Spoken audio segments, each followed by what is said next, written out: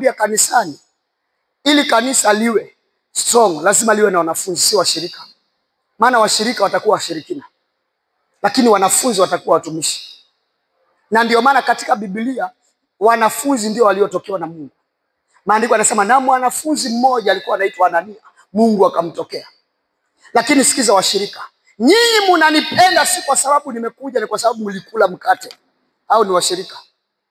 Yesu anawaambia furaha yenu si kwa sababu mmenipenda, ni mkate mlikula. Sasa mmeniona, mmejua kuna mkate umekuja tena.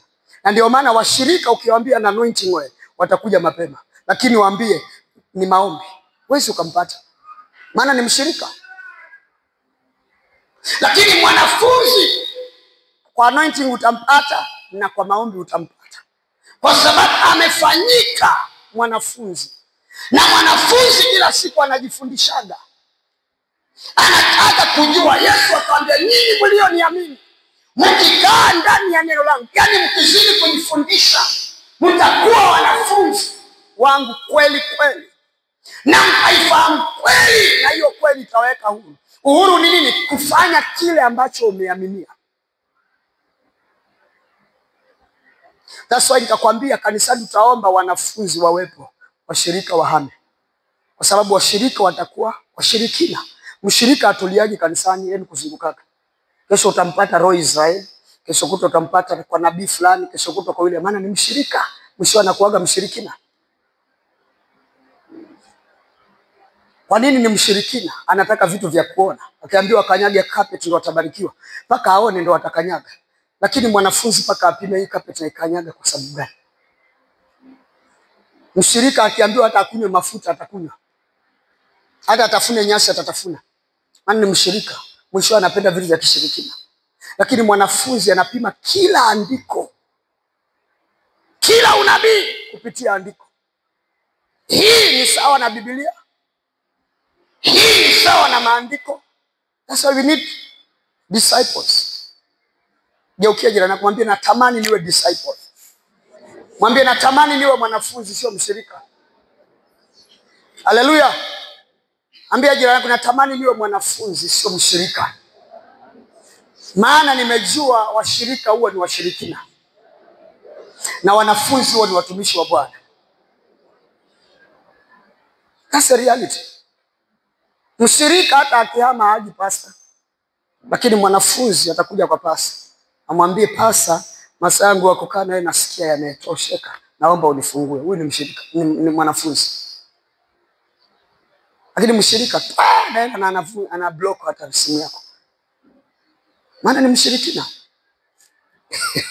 Umeelewa? Lakini haya mambo ni mazito, nakwambia it's a deep revelation. Na kanisa halikujengwa na washirika, lilijengwa na wanafunzi.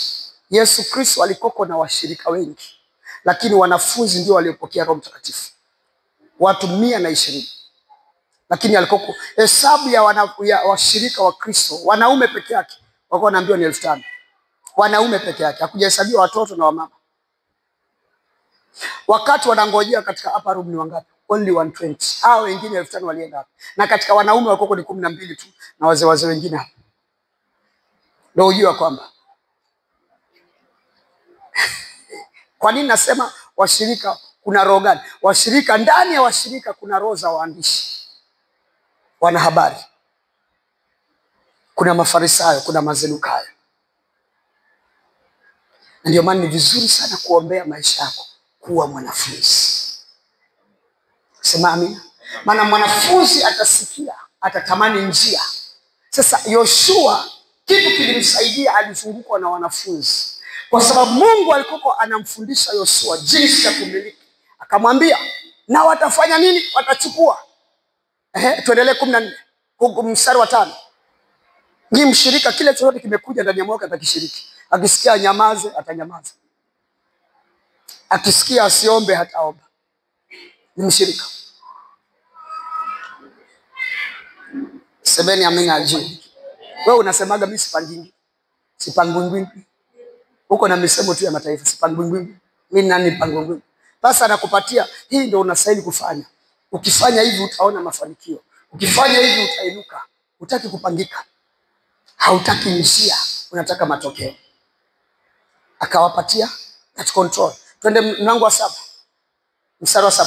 Naye akawaambia watu, baada ya kuambia makuhani walikuwa ni wale leaders wake, watumishi wake wa huduma. Before afike kwa washirika, alianza kwa wanafunzi, alianza kwa wale wako katikati yao, akaanza kwa wahuduma, akaanza kwa viongozi, akaanza kwa watendakazi wote, alafu sasa akaenda kwa watu. Piteni mbele mkazunguke mji, na hao watu wenye silaha watangulie mbele ya sanduku la Bwana. Mstari wa 8. Basi ikawa Yoshua alipokwisha kusema na watu, wale makuhani 7 wenye kuchukua baragumu 7 na pembe za kondoo dume mbele za Bwana wakatangulia. Waliposikia maneno Joshua ameambia, kila mtu akashika position yake. Kwa nini leo tunafeli kanisani? Kwa sababu hata ukapewa position hauifanyi, na ukifanya unafanya paka usukume. How do you expect Mungu atakufikisha mahali ambapo umetaka? Never. Na ndio maana tunashindwa kufika. Tunakaa kanisani, hakuna siku unashuhudia, hakuna siku unaona matendo ya Mungu kwa maisha yako, kwa sababu kile ambacho umepewa haufanyi. Sasa Yoshua akawapatia kile ameambiwa na Mungu, na baada ya hapo kila mtu akashika position yake alivyoambiwa.